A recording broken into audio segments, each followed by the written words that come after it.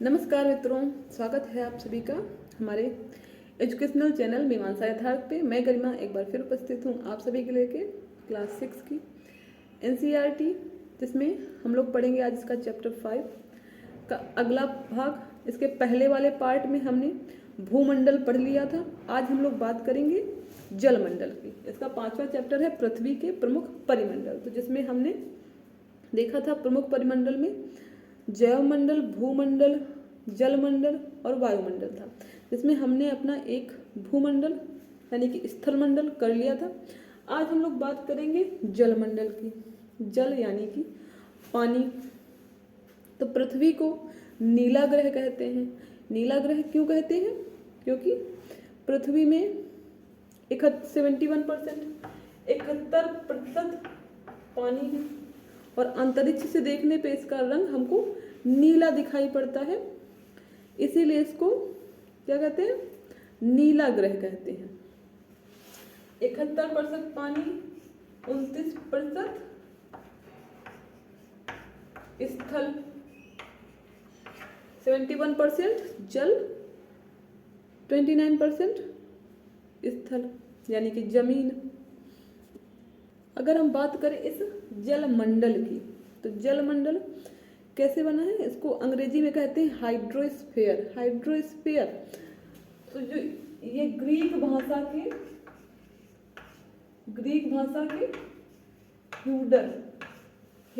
ह्यूडर से बना हुआ है, जिसका अर्थ होता है जल। इसीलिए हाइड्रोस्फीयर यानी कि जलमंडल। तो अगर हम जो 71% ये जल है, जो 71% जल है पृथ्वी पे और 29% स्थल है, अगर इस हम 71% को 100% मान ले तो इसमें इसका 97% जल है जो वो महासागरों में पाया जाता है। महासागर में 97% जो जल है वो महासागर में। तो महासागरीय जल कैसा होगा? महासागर का जल, पानी जो है महासागरों में, समुद्रों में, वो खारा है, तो वो लवण युक्त जल होगा। बाकी बचा कितना?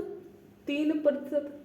97% जल खारा है, महासागरों में है, तो लवण युक्त है यानी कि खारा है, पीने योग्य नहीं है। 3% बचा। 3% में भी जी जो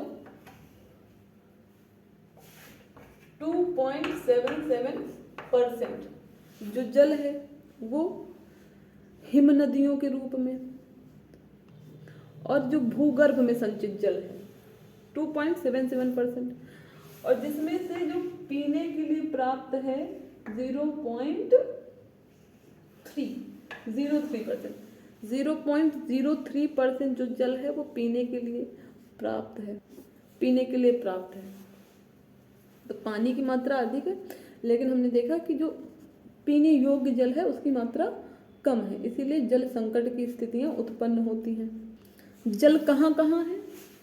ये सारा जल के अगर हम रूप देखें तो देखते हैं हिम नदियाँ, है ना, हिम नदियाँ, नदियाँ, झीलें, तालाब, सागर, महासागर, ये सारे जल के प्रतिरूप हैं। जल ही जहाँ जल पाया जाता है। हमने देखा कि जो जल है जलमंडल का लगभग 97% जल, 97.2 है, लगभग 97% जल जो महासागरों में है। तो अत्यधिक जल यही है। तो हम यहाँ पे बात करेंगे महासागरों में। महासागर, तो अगर हम बात करें महासागरों की, तो ये जल मंडल का एक प्रमुख भाग है, क्योंकि सबसे ज्यादा जल लगभग 97% जल कहाँ है? यही तो है, महासागरों में। तो ये महासागर, सारे महासागर एक दूसरे से जुड़े हुए हैं, जल के माध्यम से ही जुड़े हुए हैं आपस में। और ये 5 महासागर हैं। 5 महासागर, अगर हम इनके आकार के हिसाब से इनका क्रम बनाएं तो सबसे पहले आएगा प्रशांत महासागर। प्रशांत महासागर सबसे बड़ा महासागर। उसके बाद सेकंड नंबर पे आएगा अटलांटिक महासागर। अटलांटिक ओशन, अटलांटिक महासागर। उसके बाद आएगा हिंद महासागर, हिंद महासागर, हिंद महासागर।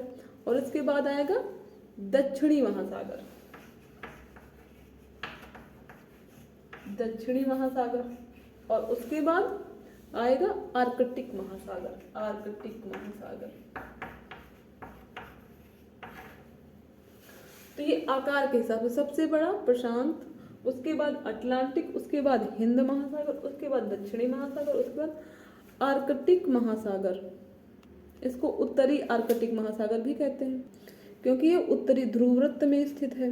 अब हम लोग बात करते हैं सबसे बड़े महासागर यानी कि प्रशांत महासागर की। तो प्रशांत महासागर सबसे बड़ा महासागर है, इसकी पहली विशेषता तो यही है।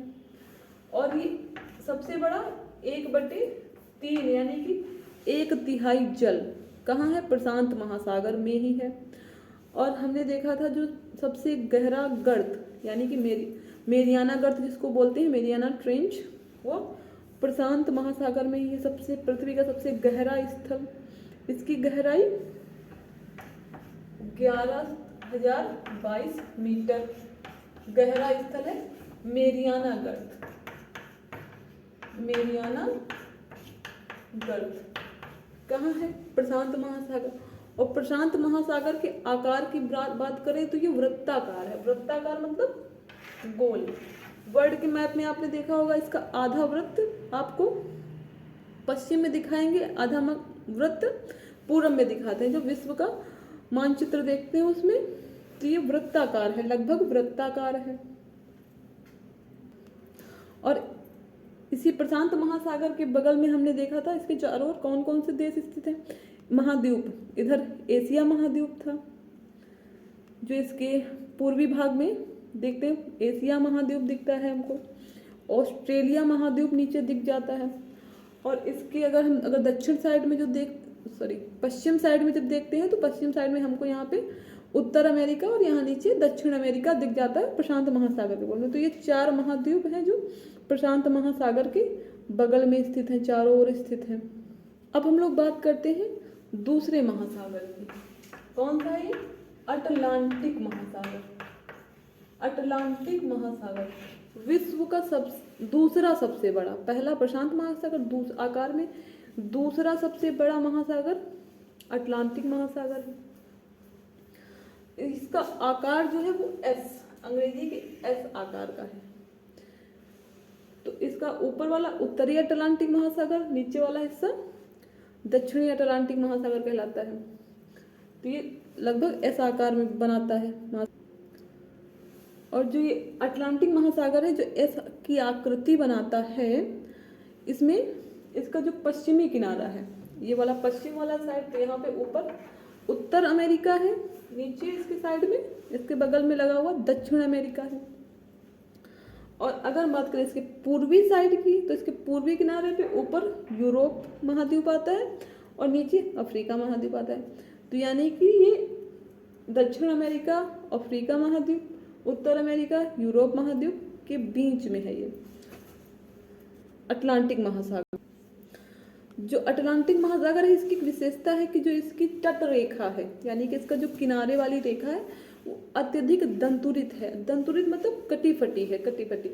तो जो ऐसी दंतुरित तट रेखा होती है वो जो पत्तन होते हैं, पोताश्रय होते हैं, उनके लिए ये आदर्श स्थिति होती है उनको बनाने के लिए। तो सबसे ज़्यादा इसके किनारे, अटलांटिक महासागर के किनारे सबसे ज़्यादा पोताश्रय और पत्तन देखने को मिल जाते हैं, बंदरगाह देखने को मिल जाते हैं।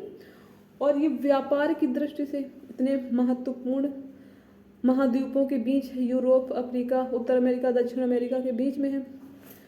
तो ये व्यापारिक दृष्टि से बहुत ही बिजी, व्यस्त महासागर है। अब हम लोग बात करते हैं अगले यानी कि तीसरे सबसे बड़े महासागर की, जिसका नाम है हिंद महासागर। हिंद महासागर, हिंद महासागर जो है वो एकमात्र ऐसा महासागर है, ओशन है, जिसका नाम किसी देश के नाम पे है। यानी कि हमारे देश भारत के नाम पर हिंद महासागर का नाम हिंद महासागर है। अब इसका नाम हिंद महासागर ही क्यों है? नीचे जो हमारा पठारी भाग है भारत का, पठारी भाग, उसको जो सबसे ज़्यादा तटरेखा भारत की ही मिलती है इस महासागर के साथ, यानी कि हिंद महासागर के साथ सबसे ज़्यादा जो तटरेखा है वो हमारे देश भारत की ही मिलती है, इसीलिए इसका नाम हिंद महासागर है, हिंद महासागर। और इसका आकार जो है वो त्रिभुजाकार है, त्रिभुजाकार की आकृति है इसकी। और जो ये हिंद महासागर है, हिंद महासागर जिसकी आकृति त्रिभुजाकार है, इसके उत्तर में यानी कि ऊपर है ना, ये ऊपर एशिया महाद्वीप है, एशिया महाद्वीप, और इसके पश्चिम में, पश्चिम यानी कि इस किनारे पे अफ्रीका महाद्वीप है, अफ्रीका, और इसके पूर्व में ऑस्ट्रेलिया पड़ता है, ऑस्ट्रेलिया महाद्वीप। तो उत्तर में एशिया, पश्चिम में अफ्रीका और पूर्व में ऑस्ट्रेलिया महाद्वीप है, हिंद महासागर। अब अगले महासागर की बात करते हैं। अगला महासागर है आपका चौथा महासागर, चौथा सबसे बड़ा महासागर दक्षिणी महासागर, दक्षिणी महासागर।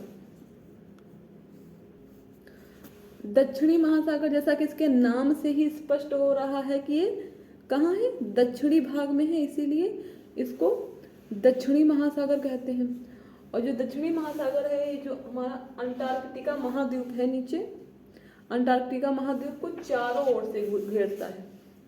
कौन? दक्षिणी महासागर। और ये जो अंटार्कटिका महाद्वीप है उसके उत्तर की ओर 60 डिग्री दक्षिणी अक्षांश तक फैला हुआ है। कौन?